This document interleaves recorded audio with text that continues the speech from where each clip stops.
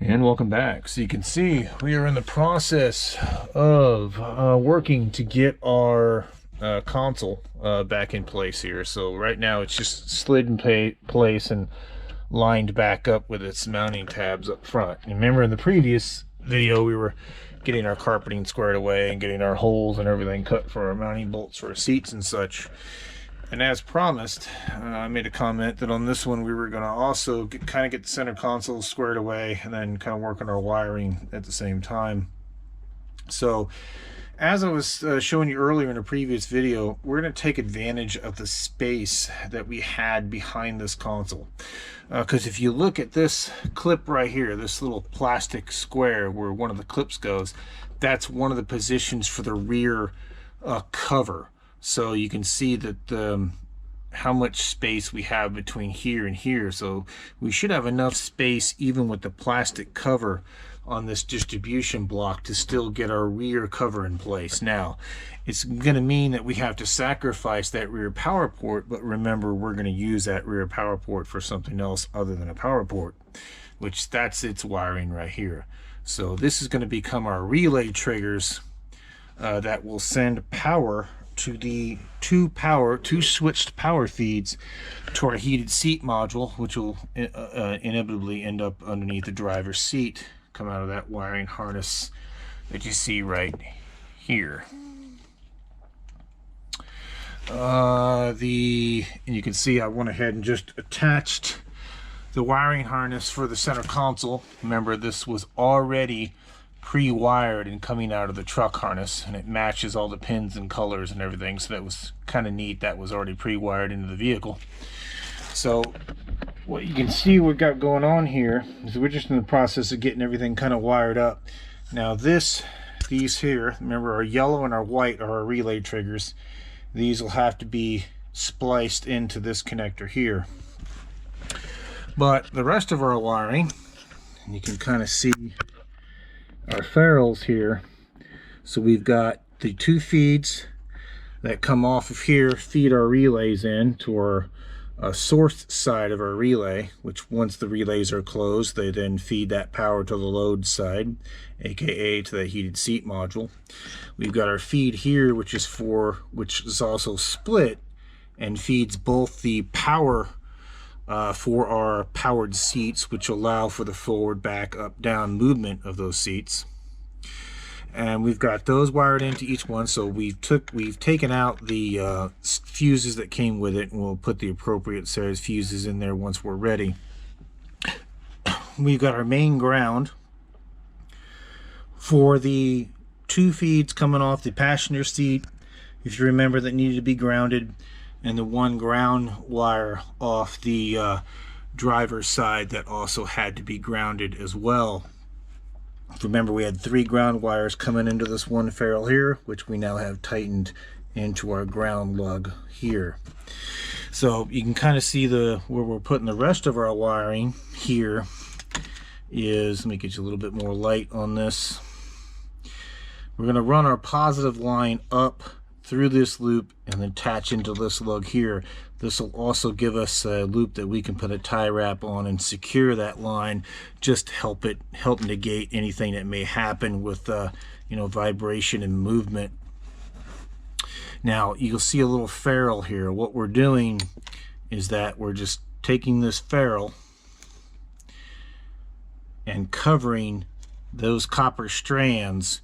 We'll put the whole thing as one unit, like you see me doing with this ferrule, into that deal, and then we'll tighten it down. That way when we tighten that Allen screw down, we'll crush that ferrule, which will then in turn bite into our multi-stranded wire.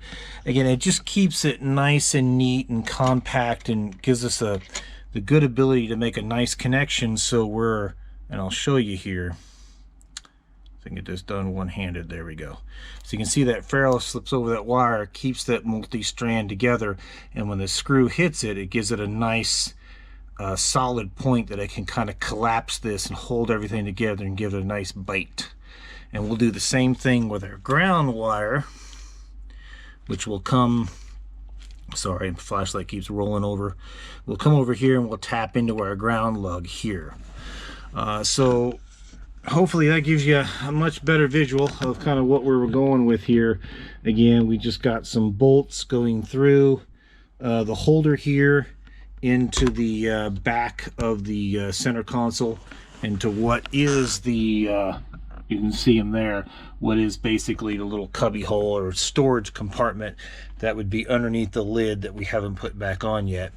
Now, doing this, it does make removing this console a little bit more cumbersome in the future, in the sense that obviously just undoing the bolts and undoing the factory wiring harness simply won't be enough to slide this thing rearward to remove it. We're also going to have to take it a step further by unbolting this distribution block and kind of dropping it off to the side, and then being able to pull the center console out of here. But hopefully once we get this center console in place, it won't have to be removed for, you know, quite some time after that.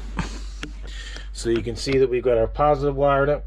We need to get into our positive rail. We're going to do the same thing with the ferrule on our negative rail. That will finish that up, and that will leave us again with just the one connection that we have, which, sorry, didn't mean to blind you, which we'll be using this wire for. Again, this is going to be our positive and negative trigger for our relays, which will give us our two sources of keyed 12 volts we were looking for. Now be mindful, remember, this is coming straight off the battery, straight off the little fuse that we put on the little positive stud on the fuse block in the engine compartment. Basically what I'm getting at is that this fuse block is 12 volt hot at all times. As long as there's a battery connected and that fuse is intact in the engine compartment, then this will be live back here, giving us, at least for now, this one line here, which needed to be constant 12 volts live all the time for the powered seats to function. So again, a little bit of a sacrificial piece here, that we won't have the receptacle in the back for the power port, because we're going to reuse it. But there's two more power ports in this console. If you remember, there's one up here underneath the lid, and there will be one up front in the little coin cup area that would normally be between the drinks, the two cup holders on the right hand side, and then there's a power port area, and then either the floor shifter if you have a floor shifter, or it's just like a little chain / storage compartment if you have that. And remember, we have to retrofit this, because this came out of a model with a floor shifter. If you remember in the previous video, we just removed the floor shifter, and you can see that we did go through and scrub all this up, as we have with all of the internal pieces. Little Dawn dish soap, some scrub brushes, and you can see it looks a far cry better than what it did in the previous videos, trust me. So that's where it sits. We're going to continue to work on this. I'm going to get the positive line in there, get the negative line in there, and at least get those two locked down.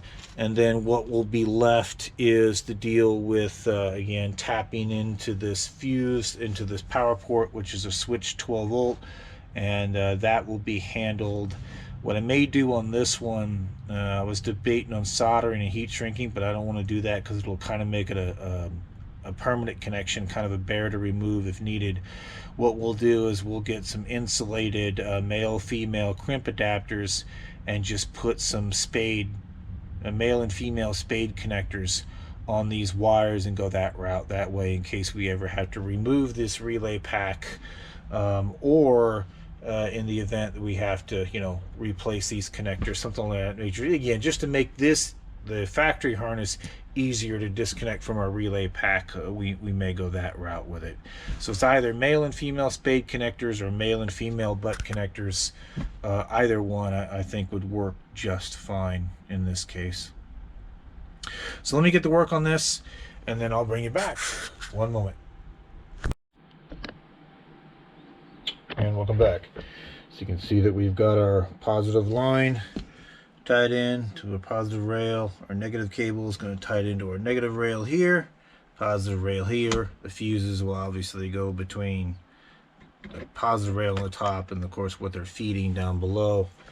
So as far as wiring, that leaves us just the what we're going to tap into our power port here for. But before I do that, what I want to do is just to verify. Now, I went back and looked at a previous video, and it does appear that the rear port on this was marked as one being keyed power, but I want to make sure that that is in fact a keyed 12-volt source before I go to tap into it and then run into, you know, an issue where it's 12 volts all the time. I just want to make sure that that is in fact at least, and again, the connector that was already existing in this 2012, even though it didn't have this console in it, pin for pin, color for color, all the wiring matches. So, but again, I just want to confirm it.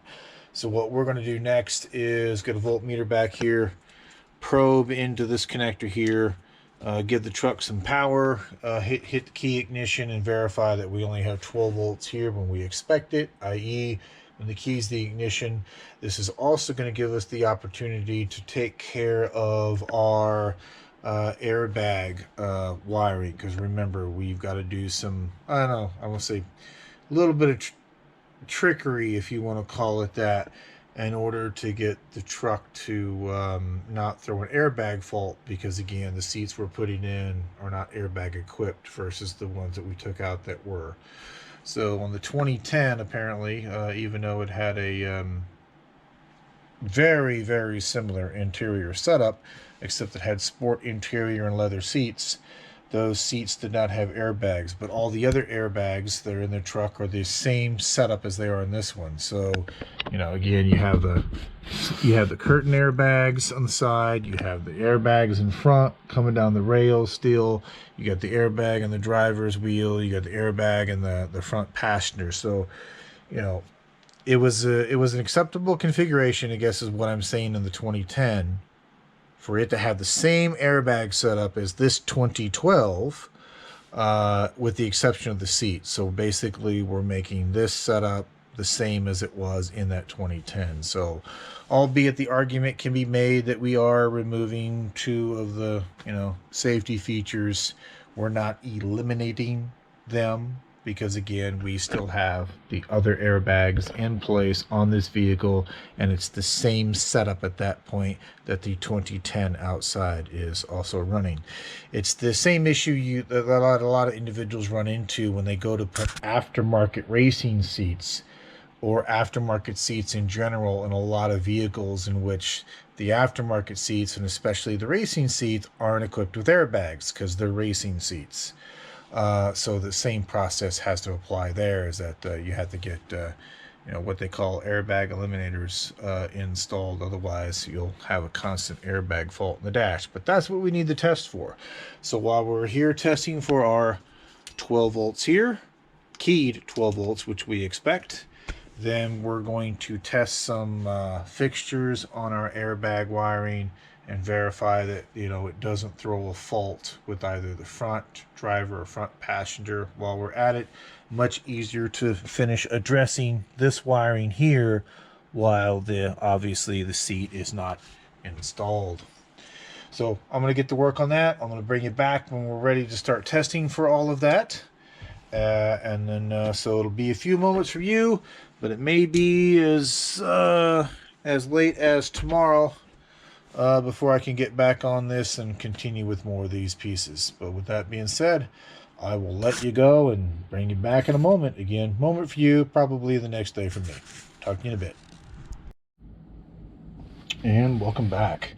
So if you remember, in the last video, we left off where we were getting our center console installed and getting the wiring taken care of for the distribution block on the back.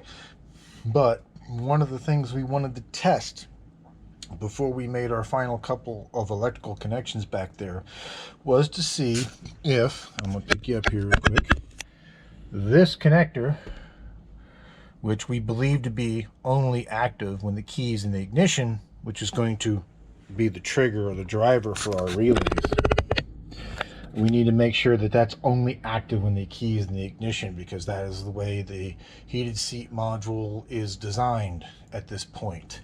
What it does, it has two power feeds. Looking over the schematic where we covered those earlier, that are wired to our relays, they're only hot when the key's in the ignition. So what we want to do first is verify that using our meter here, that when I put the key in the ignition, turn it to the on position, or I should say accessories or on position, we should get 12 volts there, and only when the key's the ignition. So right now you're seeing 0. We're off to a good start. We got the key out of the ignition. So we're going to go ahead and just turn the key to the on position here real quick. And beautiful. You can see we got 12 volts when we're on, and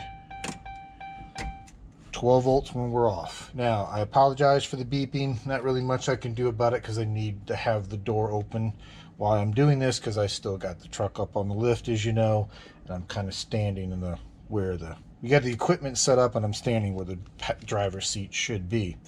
Now, in full disclosure, I did a code scan on the truck earlier just to kind of see what we were looking at, and you'll notice the top of the glove box is pulled back out. That is because what I'm about to show you next, once I get you over here and get you looking down at our scan tool, there we go. What I'm going to show you here in a bit, and like I said, I apologize for the glare. There's not much I can do about it because the shop lights are coming in through the windshield and hitting the top of the scanner, which kind of sucks. But what I did was I did do a code scan to see if there was anything that was obviously left unplugged inside the dash somewhere. Better to catch it now than later. And what we expect to see for the airbag module, because remember, that's the other thing that we need to test, we need to account for, because we no longer have airbags in the front driver or passenger seat, but all the other airbag circuits should check out okay.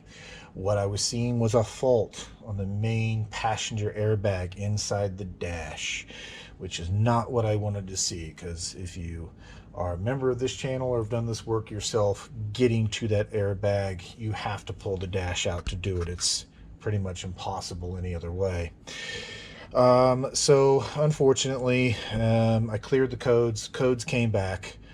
Now we'll show you what I'm talking about here when we get around to the passenger side of the truck, but luckily, pulling the top of the glove box off, I was able to see that the 2 orange lock tabs for the connectors, the two connectors that feed the squibs on that airbag, were not locked all the way in place. They were just shy of it. So thankfully, after pushing those lock tabs in place, those orange lock tabs in place, the fault condition cleared for that. And the only thing we're left with is the open circuit fault that we expect to see on the front driver and passenger airbags, because obviously the airbags aren't connected. But just to kind of show you what I'm dealing with here, and this is going to beep, I do apologize. Okay, so if we go into,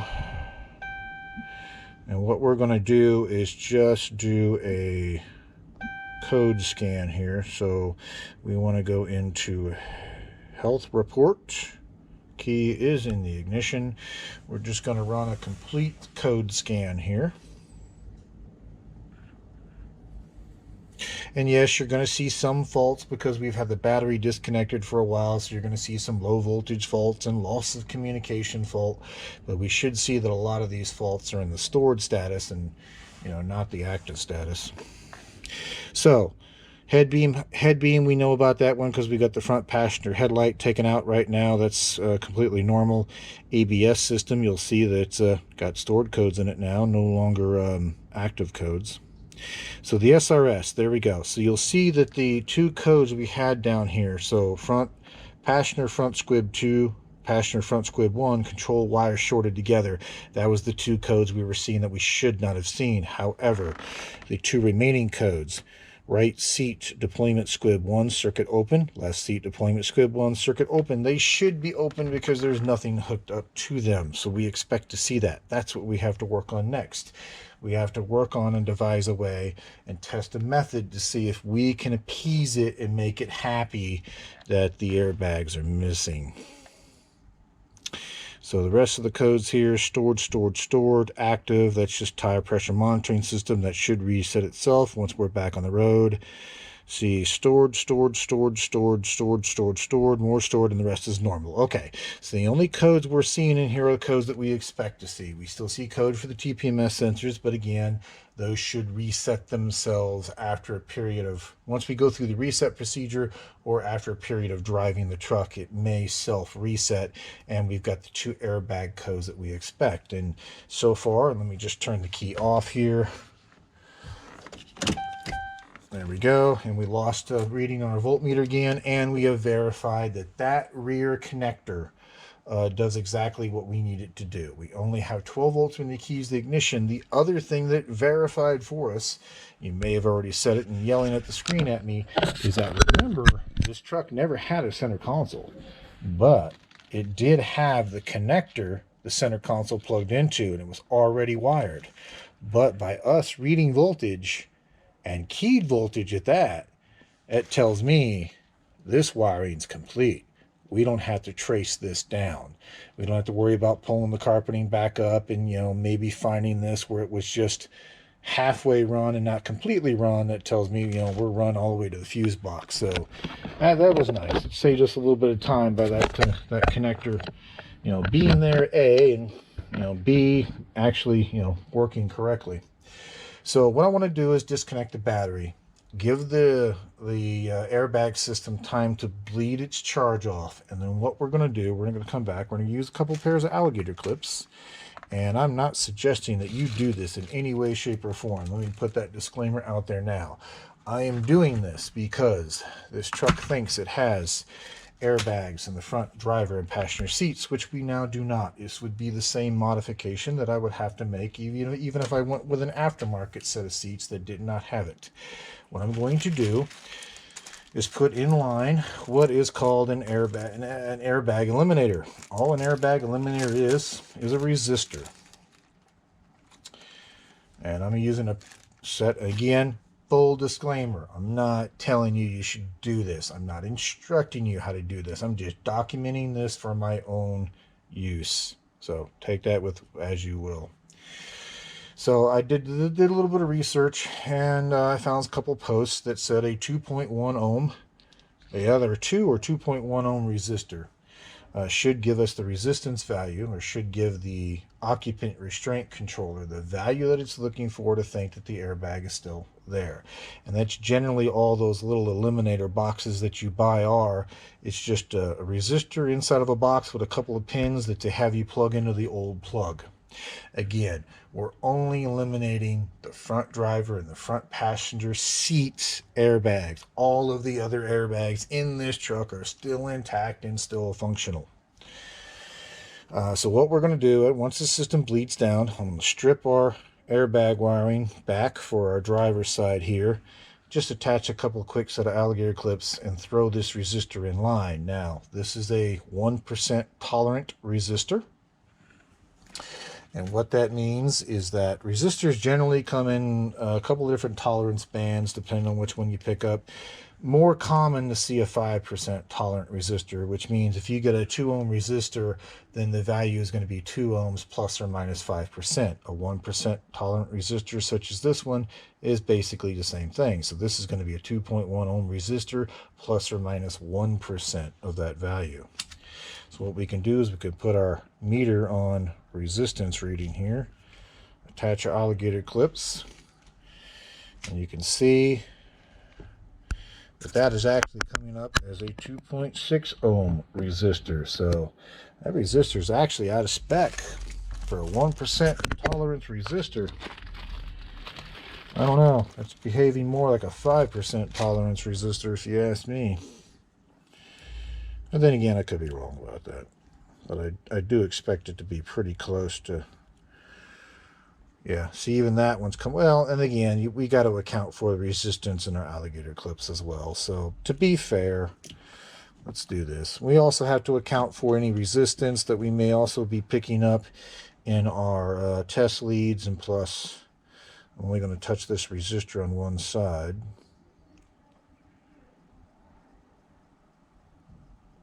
Yeah, 3.0.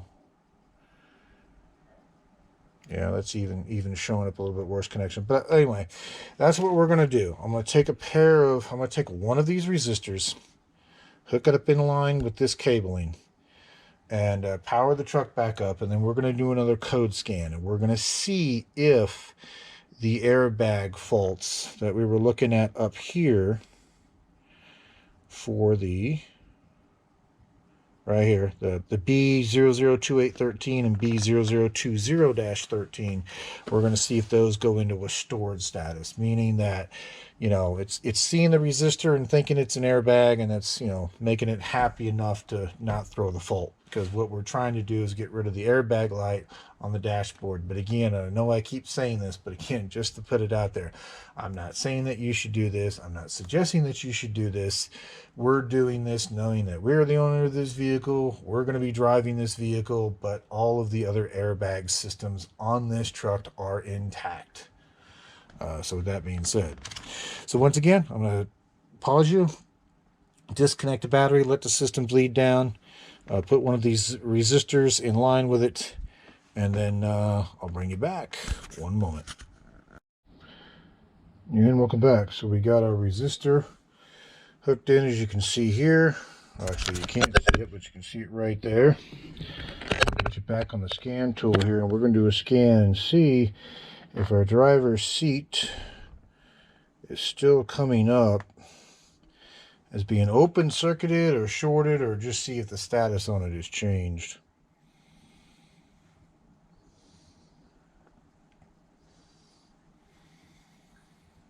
We're going to go into our SRS system and just read our fault codes. Okay, stored. Beautiful. So you can see there, let me get your hand up a little bit. Hopefully you can see that. You see that we now have a B0020-13 in a stored status. And now the only one that is left open is the right side one. So the one we haven't put the resistor on it. So that tells us that our resistors, albeit they're not exactly what I would consider 1% tolerant, but even though they're coming in at, you know, the 2.3 to 2.5-ish ohms, they looks to be good enough to keep the system happy. So what we're going to do, and you saw me do this earlier, but we're going to put these on a little section of breadboard, and I'll show that to you when I get it done. And we're going to basically solder it onto these wires here. So it'll have like it'll look like a little dongle piece when we get done with it. That'll just be permanently attached to the airbag wiring on this side. And then when we get the passenger side one squared away, we should be able to power things up, and our airbag light should hopefully go out in our dash, because that is the only active one we have left, is the one for the passenger side. So with that being said, what I'm going to do is go ahead and get to work on this. Now that we have verified that we have our keyed source of 12 volts in the back of our box that we're going to, again, tie into our relays. So it'll be the driver for that. We verified that it looks like our resistors that we picked out will work. We'll get those mocked up. And then I'll bring you back once this is done. That's been wired in, and we're ready to put more of this center console back together. So a moment for you, but it may be the next day or a little bit later this evening for myself. With that being said, I'll let you go and bring you back in a moment. And welcome back. So I just want to show you what we were working on here. That's kind of what it looks like. We just took the resistor, put it on a little piece of perf board to give it some support so it wasn't hanging by wires, and then just soldered our wires in. So we're getting ready to test it here. So the airbag light for the passenger and driver side the error should be cleared at this point. And if it is, the last thing we'll do is we'll come through here with a big piece of heat shrink and shrink all this down, the type with the sealant in it, and then we'll just take this appendage here and just probably zip tie it, you know, somewhere back here in the harness, just to kind of keep it out of the way. But let's go ahead and get our key in the ignition, and yet you're going to hear some beeping. And then we're just going to go back into local diagnostics.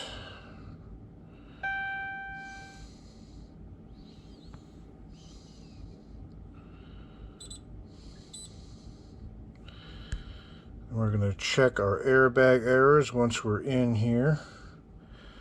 Automatically search. Yep, there's our VIN. System selection, SRS. And read fault codes. Stored. There you go. All four codes we were getting are now stored, and our airbag is out in the dash. Beautiful. So I'll show you that here. And yes, you'll see the TPMS sensor still flashing because that hasn't finished calibrating yet, but you'll notice the airbag light is now out. So we have another one of these similar setups on the other side where it's just this resistor attached to a piece of breadboard and just soldered in place. So now that we know that that works, what we'll do is we'll get a piece of heat shrink on that, like I said, and just kind of tuck it out of the way. The other thing that we were doing is, once again, just verifying that we have keyed 12 volts in this back plug, which we do, but we're also noting our polarity. So the ground is the black wire on the back of this plug, and the positive is the blue with the red stripe. So we got to keep that in mind when we go to wire up our relays there. All right, but with that being said, now that we've got this in place, we're going to work on the last bit of this relay wiring, and then I'll bring you back. One moment. And welcome back. So you can see here we're starting to get our console, center console, floor console put back together. And we've got the sides back on. And remember, you don't necessarily have to take these sides off to get this console out of here. They'll come out of here without removing them. We removed them because we weren't quite sure what we were doing when we removed it. Plus, we wanted to get all this cleaned up of all the gunk and everything that was in it. Now, we did have to slide this back a little bit to get these front bolts back in that you see here, because they're the front ones that hold the cover on. So you've got a bolt here that holds the side covers on, and you got a bolt here in the back, and they got little hooks on them where they hook onto the bottom and then kind of push into place over these back locating pins. Locating pin here in the back and a locating pin there in the front, and then you could put your two bolts in, and that holds your sides in place. Now, one piece, if you remember, that this came out of a truck that had the automatic shifter inside the console, so it was a floor shifter. Well, we needed to be able to use this, but obviously our shifter is in the column, because this is the 2012, not the 2010. Now, they make this same console to fit both trucks. And by that I mean is that if you remember the truck we took it out of, it had the shifter assembly here and the cup holder here. It is one unit. And this is the unit, as you can see, cup holder and big old change box. That happens when you just don't have the shifting assembly here. And the part number for this, at least for this make and model and year, is right there. That did take a little bit of searching to find, I'm not going to lie. That was kind of an interesting one. Because if you search by the VIN number of the vehicle we took this out of, what would commonly come up is this, but it would come up as the shifting assembly, because it kept trying to match the cup holder, because it knew the truck it came out of had a shifter. So I had to search around and try a couple of different years and different makes of Rams, and just do some general Google searching until I was able to finally locate the right part number. But as you can see, we can take this assembly here, kind of get it lined up with its tabs where it needs to go. And there it is right there. There's a couple of locating tabs. I'll show you what I'm doing here at the bottom. You see that locating tab right there in the bottom corner, and there's another locating tab right here under the cup holder. That's what I'm lining up on the inside of here. So there we go. So you can see that goes in place, and there's some screws that go through the bottom of this, just like it did when it would have been the shifting assembly. Of course, it's, not the shifting assembly. So we'll use the bolts from the shifting assembly to go through the bottom of this, even though, obviously it's not a shifter. Same mounting hardware though. But once again, let's get those pins lined back up. we go. That one. And it just has to be secured in. Now, we need to get our cigarette lighter, our power adapter, out of the shifting assembly that's still in the 2010. So we need to pop that out of there. And of course, that's the power lead for it. Now, over here on the back, we're just completing our wiring as we discussed.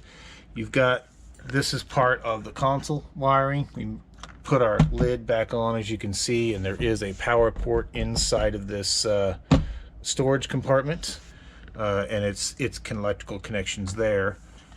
Just getting ready to finish up the rear power port. If you remember, this is the switch 12 volt that we tested earlier that's going to energize our relays. We're getting ready to make that power connection there, and then you can see that we've, in the last video, we got our positive and our negative, our ground rails in here. We can put our plastic cover back on. That'll cover that. Then we're going to double side sticky our relays to our plastic cover. Now, because we're utilizing the nice deep pocket of space that we had in here to put our distribution block, normally what would be in the rear, or what came in the rear of this console, was the power port that we borrowed. And all I did on this one was, there's a little tab there, you can see in the inside barrel, that one on that side, and the smaller one on that side, was to push those pins in on this plastic piece, and was able to slide this collar off. These power ports are exactly the same on this console as far as how they're made. Doesn't matter whether this is a switch 12 volts or a constant 12 volt, this barrel and this connection is the exact same. The only difference is just the picture that comes on the door. But since I didn't want to have just a gaping hole there with no way to fill it, that's why we popped, or was able to slide this off of this piece, because again, it's not going to fit because it's going to run into the distribution block if we try to put the back on. So we're just going to take this piece, line it back up, so you see a keyway there and a keyway there on the side of the cover. We can put this in here, line this up, pop that in place, and then now we at least, unless somebody obviously opens it and looks inside, we at least have the ability to kind of cover that hole up. And, you know, be a little bit deceitful if somebody sits in the back of the truck thinking there's a power port and they quickly realize there's not. Now, if there's enough room to do it, you could potentially, you can get them online. You can get a lot of these, and I'll show you one. I actually got one here in the box, and I thought about doing this, and I may still do it if there's enough room to fit it. But remember, in this day and age, when most things need a USB port, you can see here, this is just one of these 12 volt to dual USB port 3 amp capable pre-made sockets. Now, I thought about potentially just making this hole maybe a little bit bigger and seeing if this would mount into here. And if it doesn't stick out too far, then maybe we could do something like this. And remember that unused section that we have here that we could potentially tap into here, or put a third relay in here so that way it's a keyed source of 12 volts, and that way when you turn the key on the ignition, you can power this up, and that way users in the back would already have some USB ports that they could just directly plug into. But because it would really depend on, I mean, it looks like that won't stick out too far from the back. Yeah, it looks like it really depends. It may have enough room to clear the wiring in the back before it gets to the block, or it may not. But anyway, that was just one of the other things that we were looking into doing. May look into this a bit later and just kind of do it as a little bit of a, just a nice little added extra. So you can see, again, you can see what we've done here. What I'm going to do is get the power port out of the shifting assembly that's still in our 2010, so we can reinstall it in our cup holder there, get the cup holder mounted, and you could go ahead and get all this taken care of, get our relays taken care of, and then pop our back cover back on. And then we can finish securing this console to the front dash, as well as putting our bolts, 4 bolts here, 2 on each side, to secure it to those mounting braces that we installed earlier. And that's what I was saying in the previous video, is that if you're going to get one of these consoles and retrofit it into a 1500 that doesn't already have a console, you saw you need the front trim piece, because again it's meant to marry into the top piece for the console. You need to make sure they send you all the trim pieces, so you need the side trims, you need the front corner trim pieces that go on the side there, and also most importantly make sure they send you both the front and the rear mounting brackets, as well as the bolts. And if you remember in the previous video when we installed the front bracket, you either see if they can pop out those nut inserts that go into the front frame, or you'll have to come up with your own nut and bolt. But again, if you're going to order it online, just make sure that the kit they're sending you, and there are several individuals on eBay that sell this center console as a kit, just make sure that they're sending you all the hardware to include. If you want to use the power ports that are in this console, make sure they also send you the harness that's inside this console as well, that you'll need in order to plug into the connector that's usually underneath the driver's seat. But I'm going to go out to our parts RAM here and get that power port, and I'll bring you back in a moment.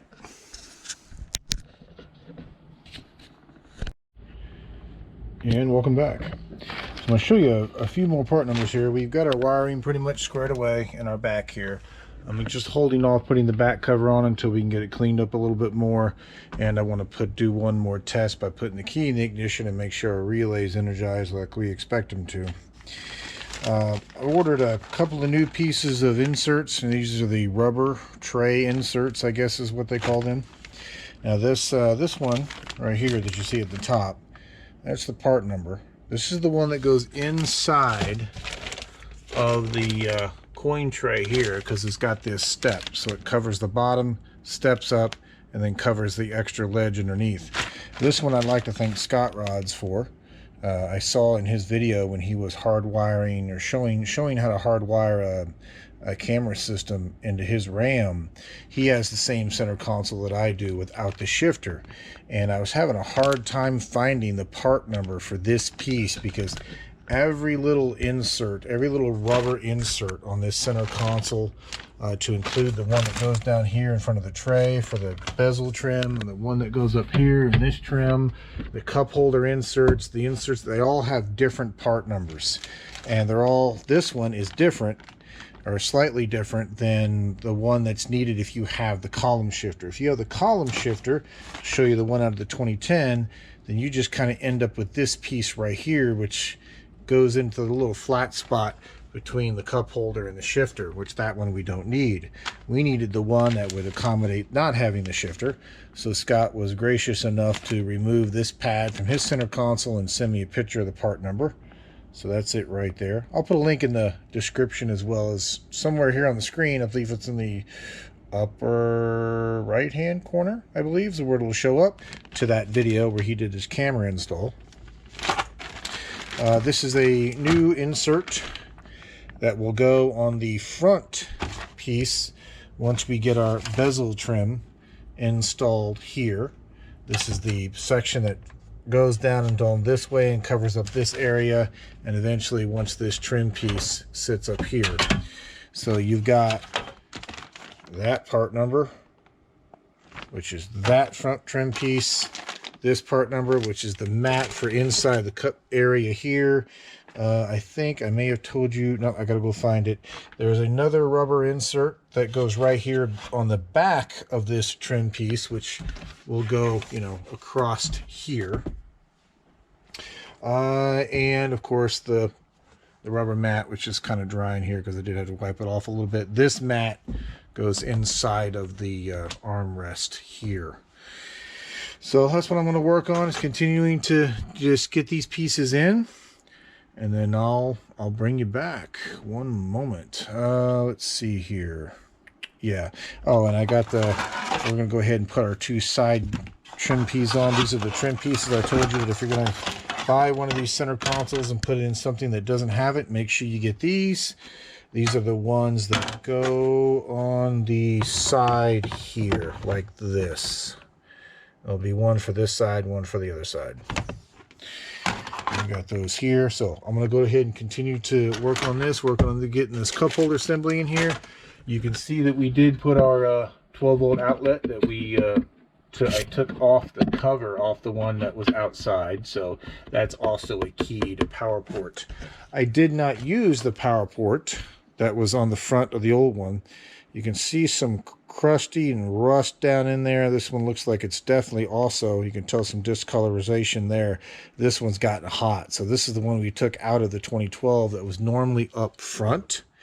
And if you remember, we had the spare barrel from the one that we're no longer using in the back. So I ended up just taking the cover off of this one, marrying it to the spare barrel that came out of the back and using it instead, because I really didn't want to reuse this one due to the rust, and obviously it looks like it's gotten a little hot over time. So like I said, it's the same connector on the back. This one's a little bit different color on this one's base, but the barrel's a little bit different construction, but it's still fits. The connector in the back still fits. It'll still serve the purpose up front for what we need it. So I'm going to continue to work on this, and I'll bring you back. One moment. And welcome back. So you can see we got our top bezel piece inserted, and we put the two screws in that were underneath this piece, and this was the insert I was showing you earlier. It just comes in like this, kind of slips underneath the center bezel for the dash, and then just kind of pushes in place. And then we've got our lower mat, or a coin holder mat, I think is what they call it. Remember, this is the one with the double step, because we don't have a stick shift here, or a shifter here. The only ones I don't have, which I need to place on order, are the ones for the cup holders. You can see those are missing. I don't want to use the rubber inserts out of our parts RAM, because let's just say that they're kind of crusty, as you can imagine, being cup holder inserts. You got another piece of insert right here. Now there's no screws or anything underneath this one. This is just there, and it's held in place by just a couple of guide pins, if I can get it out here just to show you. See, it just goes down in this little cubby hole here, and once we can get the pins lined back up,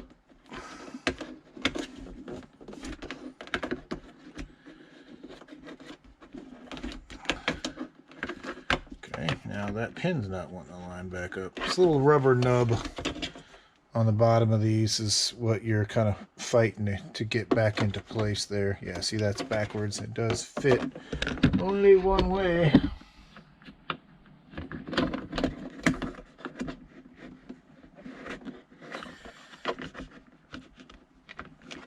Of course, as fate would have it, earlier that went in just fine without fighting me.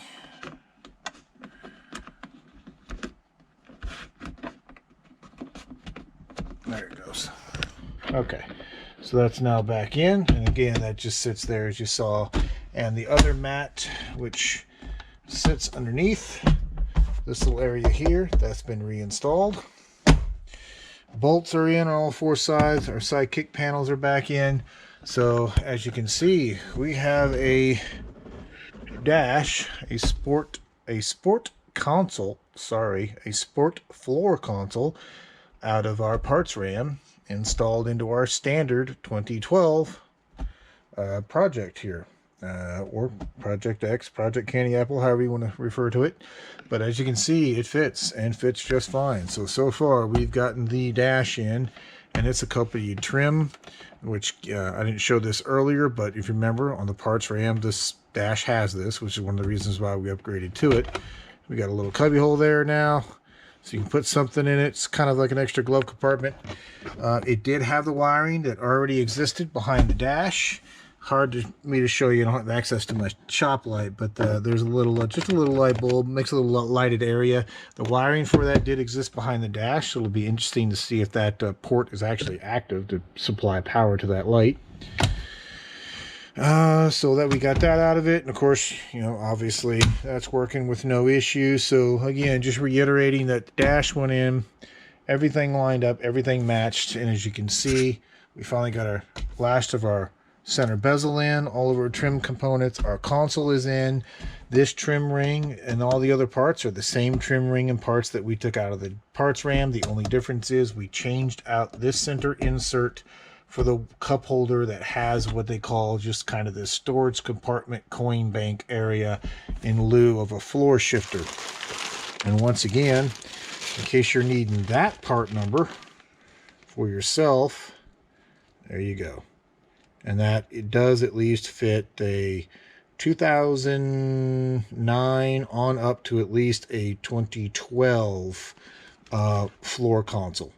And if you look these up on mymoparparts.com, it'll give you the fitment of all the years, makes, and models that this will actually address.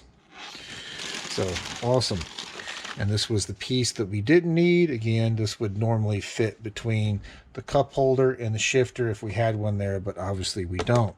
Now, interesting enough, this little cutout you see here is actually for a coin holder, which obviously, unfortunately, you have to buy separately, and it's just like a little coin holder that just slips in place and has spots in there to hold 3 different sizes of change. I'm not going to get it because I've never really used the change holder in these things anyway. But awesome. Like I said, I like it. I like having these floor consoles in here in lieu of the center jump seat. Because 9 times out of 10, a lot of times the center jump seat just doesn't get used, and I much prefer having access to all that storage space there that you get,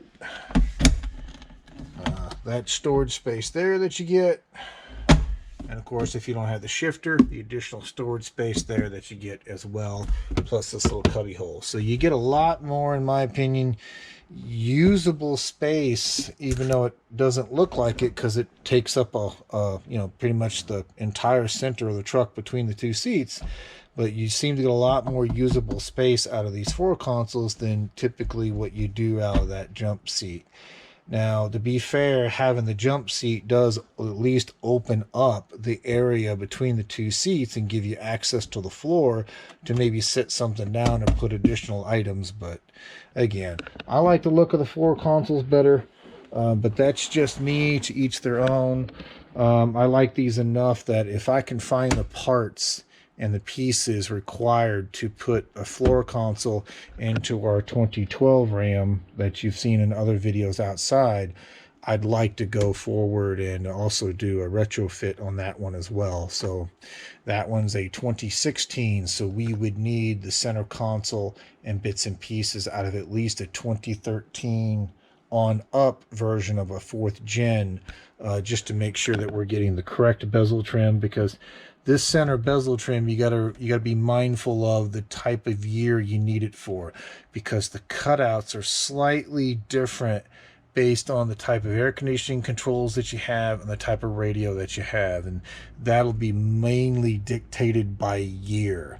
That's the reason why this is out of a 2010, but you see it still fits our 2012, because we still have the same type of air conditioning controls, we still have the same type of DIN mount for the radio, and so on and so forth. Now in 2013 on up, 2013 is when they made a lot of electrical changes to the inside of the Ram and multiplexing and things of that nature on these 1500s, which led to different radios, bigger touchscreen type radios, which meant also different air conditioning controls, basically just different button arrangements as well, which is why you got to be mindful of this center trim that you get a hold of. Now in the previous video, to be fair, you saw that some of these pieces can be removed and changed out, but just like this plug is here, some of these pieces on this trim cannot. But anyway, let me take what I'm probably going to do here is do a screenshot for a thumbnail, probably right about there. But What I'm going to do, I'm going to cut the video at this point because this covered the bulk of items. It addressed the final bits of wiring for our seats, which was, as you can see it here, this is the one for the passenger side. This is the resistor that we wired up to the airbag wiring to cancel out the faults we were getting for the airbag being missing on both the driver and passenger side. We covered up the little bit of wiring that we had left on our center console, got that tied in, and obviously, as you can see, finished assembling and installing our center console into our RAM. So what will be left going forward in the next video is going to be trimming up the rest of this carpet on the sides here where needed, starting to get all the trim installed, getting the seat belt bolts installed. And yes, you may be screaming at the screen, but we have one more bolt hole we need to make, and that's for that little bolt that goes and screws into the frame that's there to hold the factory jack in place. And yes, these are the pieces of heat shrink, in case you're wondering. I just haven't put them on yet, but I did cut heat shrink to slip over these and shrink down to help protect that connection so nothing happens to it. So trim and seats is really what is left as far as the interior. Obviously, you know, putting the other internal bits like visors back in, dome light, you know, rear garment hooks, things of that nature. But pretty much trim and seats is what we are left with. So when we bring you back on the next video, that's what we'll be covering, is showing you putting the rest of the trim in, and then we'll start and get the back seat bolted back in place. And there's just a little bit of a trick with that one that I'll show you in that video that we also did. That I also explained it on when we removed the seat, but I'll explain it again when we go to install it. So we got that. We'll do the rear cup holder when we're back here doing the seat. And that should, once we get the seats in, button things up and at least get it to where we can test. The powered seats should work right out of the gate with no programming to the truck needed. The heated and ventilated seats, to get them to work off our new installed buttons here, may require some additional programming and activation. We'll have to see when we get to that. Now, if it does require the activation piece of it, and I'll cover this again in the upcoming videos, if it requires activation, we'll more than likely get the truck inspected first and make sure that it passes its annual safety and emissions inspection before we do any tweaks to it, because there's also an open factory recall on this truck that needs to be taken care of in relation to the shift interlock, just like we had with the 09. So I don't want to go in and do any custom programming to the truck, because part of that factory recall fix is Chrysler has the technician flash the entire truck back to its stock form. So if I put any custom programming in it and they go do the recall work, they're basically just going to overwrite and change back any changes I make. So we may, like I said, we'll get it done.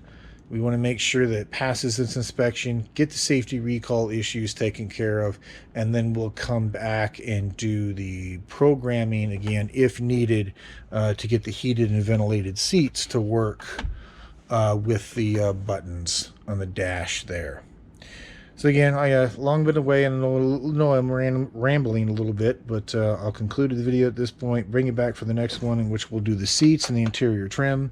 And if you haven't subscribed already, please consider doing so. For those of you who have, thank you very much. Again, we're right on that cusp of getting about 1,500 subscribers, which is awesome. To all who have subscribed thus far, thank you. To all who will subscribe in the future from this video onward, also a thank you. With that being said, I will let you go, and I'll bring you back to the next one. Thank you much. Bye.